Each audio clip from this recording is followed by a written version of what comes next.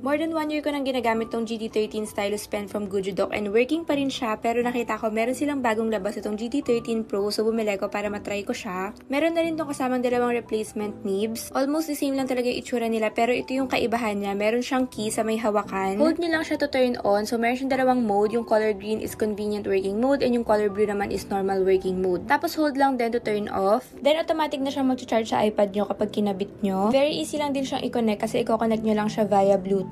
Then ayan, ready to use na siya and wala talagang lag kapag nagsusulat. Then kapag may gusto kayong i-undo na sulat or drawing, i-click nyo lang na isang beses yung key. Tapos double click naman para bumalik sa home screen. Then 3 clicks para mag-switch.